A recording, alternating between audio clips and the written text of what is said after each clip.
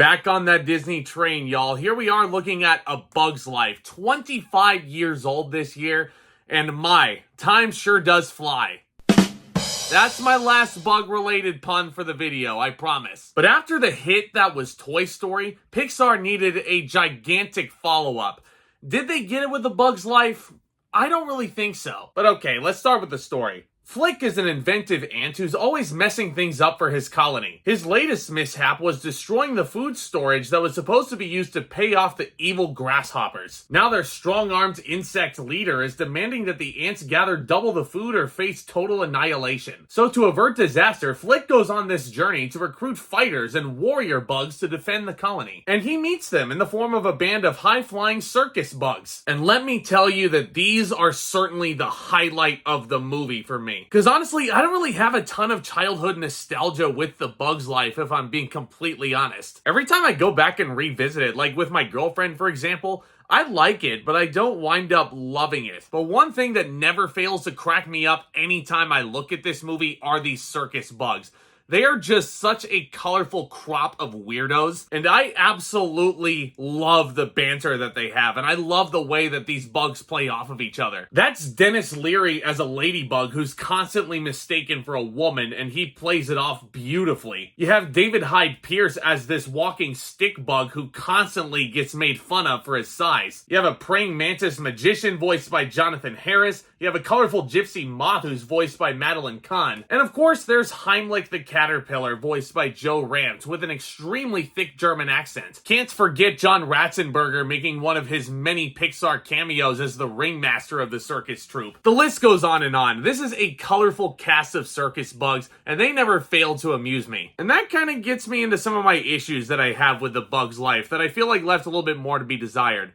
I honestly feel like the main characters are a little bit one-dimensional. Our hero Flick is the perfect example. He's an inventor, he's a doofus, he's a dork. You've seen this idiot before. So even though I thought the voice acting overall was fine, I just never really got into the character overall. Pretty bland design and pretty boring, uninteresting character. Princess Ada's the same way. A lot of these Disney royalty characters don't want to become royalty, really. And then they're kind of thrust onto that pedestal and into that position. And Princess Ada's the same way. I've seen that. You have a young Hayden Panetierre as Dot, and okay, I'll give them a pass for this main character. She was adorable. Even our villain, voiced by Kevin Spacey, has a cool design, but again, he just comes off as a domineering antagonist, and you've seen that a lot in Disney movies. And so if you really think about it, even though a lot of people might have nostalgic memories for A Bug's Life, a lot of people have nostalgic memories of going to A Bug's Land at Disney's California Adventure. So glad they replaced that with Avengers Campus, because that's a huge upgrade. Aside from the circus bugs being so ludicrously out there,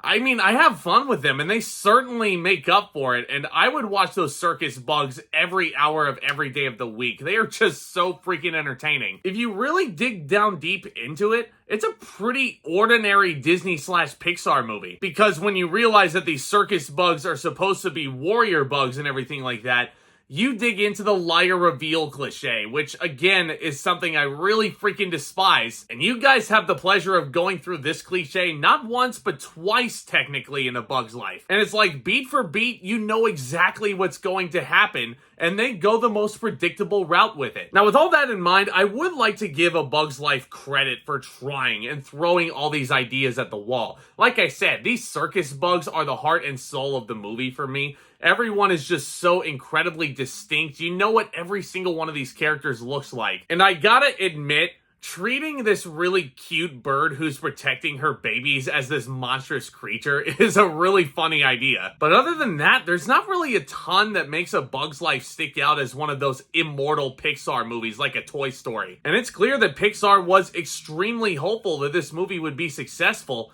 and then their next movie just winds up going back to the drawing board and doing Toy Story 2 after that. So it doesn't really feel like the studio had a lot of faith in these characters after the release of this movie, all things considered.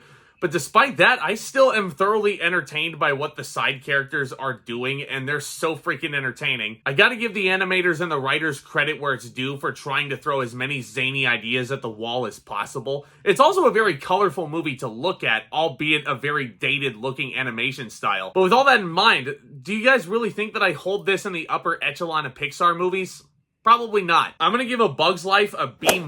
It's still a good movie, and you can show this to your kids, and I'm sure they'll really have fun with it. It's not one that I like to rewatch over and over again, though. But let me know what you guys think of A Bug's Life down in the comments section below. Do you guys have any childhood nostalgia with this one? I always love discussing all things geeky, all things Disney over here on the channel. Getting to interact with you guys makes things all the more fun for me. And if you're a new viewer, this channel is the place to be. If you want to talk all things in movies, go ahead and become a subscriber and tap on that like button. Really helps with the algorithm and gets this content out there to more lovely viewers like you. And I'm very excited to announce my next retro Disney review. We're going to celebrate another silver anniversary over here. We're going to go to Pixar's sister company, Walt Disney Studios itself. We're going to be looking at 1998's Mulan. The only Mulan that exists.